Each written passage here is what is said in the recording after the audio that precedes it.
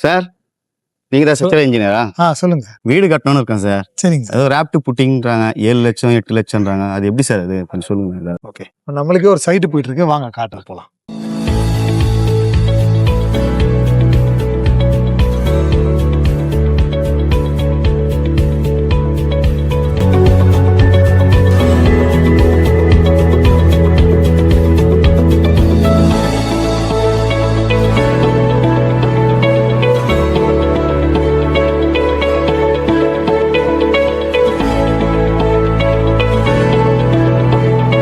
Sir இதுதான் raft ஃபுட்டிங்கு.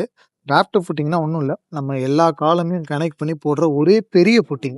ஜென்ரலாக ஒரு ஃபுட்டிங்னா பெடல் ஃபுட்டிங்லாம் சொல்லுவாங்க. ஒரு காலம் இருக்குன்னா இதை சுற்றி 4 அடிக்கு 4 அடி இல்லை 5 அடிக்கு 5 அடி அவ்வளோதான் போடுவாங்க. இது நார்மலாக சாயில் வந்து எங்கே ஸ்ட்ரென்த் நல்லா இருக்கோ அங்கே வந்து பண்ணலாம். பட் இந்த மாதிரி சாயில் வீக்காக இருக்கிற இடங்கள்ல நம்ம ஒரு ஃபுட்டிங் ஒரு காலம் கீழே 4 அடி 5 அடி அந்த மாதிரி போட்டோம் அப்படின்னா அந்த பில்டிங்கோட வெயிட்டை தாங்குற அளவுக்கு அதுக்கு ஸ்ட்ரென்த் இருக்காது. இப்போ நீங்கள் இதே இடம் எடுத்துக்கோங்க.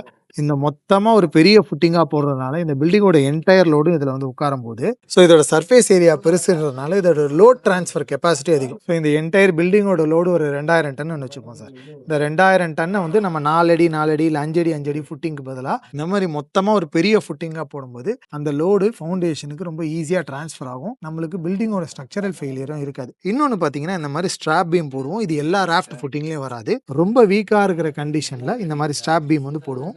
ஜென்ரலாக நம்ம எர்த் லெவலில் கிரவுண்ட் லெவலில் பிளிந்த் பீம் தான் போடுவோம். அதுக்கு அடிஷ்னலாக போடுறது தான் இந்த ஸ்ட்ராப் பீம். ஸோ இந்த ஸ்ட்ராப் பீம் என்ன பண்ணணும்னா இன்னும் இந்த லோட ப்ராப்பராக காலம் டு காலம் வந்து கனெக்ட் பண்ணும்போது இன்னும் இந்த லோட் ட்ரான்ஸ்ஃபர் வந்து ரொம்பவே நல்லா நடக்கும். நம்மளுக்கு ஸ்ட்ரக்சரல் ஃபெயிலியர் ஃபவுண்டேஷன் ஃபெயிலியர் வந்து நடக்காது. முக்கியமாக ராஃப்ட் ஃபுட்டிங் போடும்போது இந்த மாதிரி டபுள் ரீஇன்ஃபோர்ஸ்மெண்ட் இருக்கான்னு பார்த்துக்கணும். ஜென்ரலாக நீங்கள் ஃபுட்டிங் பார்த்தீங்கன்னா கீழே இருக்கிறது மட்டும் தான் போடுவாங்க. ஒரு ராடை மட்டும் பெண்ட் பண்ணி விட்டுருவாங்க. இது வந்து cage type double reinforcement double mat ரீஇன்ஃபோர்ஸ்மெண்ட்னு சொல்லுவோம். இதை பண்ணுறாங்களான்னு பார்க்கணும். அதுக்கு ப்ராப்பரான சேர் ராடு கொடுத்துருக்காங்களான்னு பார்க்கணும். இந்த 2 ராடுக்கு நடுவில் இருக்கிற ஸ்பேசிங் கரெக்டாக இருக்கான்றதை செக் பண்ணணும். இதெல்லாம் நான் பார்க்கணும். இன்னொன்று பார்த்தீங்கன்னா இந்த பில்டிங்கில் நாங்கள் அடிஷ்னலாக பண்ணியிருக்கிறது இந்த ரீஇன்ஃபோர்ஸ்மெண்ட்ல ரிங். இங்கே ஜென்ரலாக இந்த ரிங்கு பார்த்தீங்கன்னா ஒரு சிங்கிள் ரிங் தான் போடுவாங்க. பட் இதில் நடுவில் நாங்கள் டைமண்ட் ரிங்கும் ஒன்று போட்டுருவோம். இந்த மாதிரி டபுள் ரிங் ரீஇன்ஃபோர்ஸ்மெண்ட் எங்கே போடுவோம்னா எங்கே ஸ்ட்ரக்சரல் லோடு அதிகமாக இருக்குது அதுக்கு நம்மளுக்கு ரொம்ப ஸ்ட்ரக்சரல் ஸ்ட்ரென்த் தேவையோ அங்கே இதை போடுவோம்.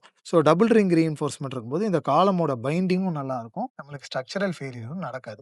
ஸோ நீங்கள் ராஃப்ட் கான்கிரீட்டிங் பண்ணுறதுக்கு முன்னாடி இந்த கவர் பிளாக் வந்து ப்ராப்பராக வச்சிருக்காங்களான்னு செக் பண்ணணும். அப்படின்னா தான் போதுமான ஸ்பேசிங் இருக்கும். கான்கிரீட் அதில் போய் இருக்கும். இல்லைனா கம்பி வெளியே எக்ஸ்போஸ்டாக இருக்கும். சீக்கிரமாக கம்பி வந்து துரு பிடிக்கிறதுக்கு உண்டான சான்சஸும் இருக்குது. ஸோ இவ்வளோ நேரம் இந்த வீடியோ பார்த்துட்டு இருந்தீங்கன்னா பிடிச்சிருந்துருக்கும்னு நினைக்கிறேன். இதே மாதிரி நிறைய யூஸ்ஃபுல்லான இன்ஃபர்மேஷன் எங்கள் சேனலில் போடுறோம். தொடர்ந்து பாருங்கள், சப்ஸ்கிரைப் பண்ணுங்கள், சப்போர்ட் பண்ணுங்கள். நன்றி, வணக்கம்.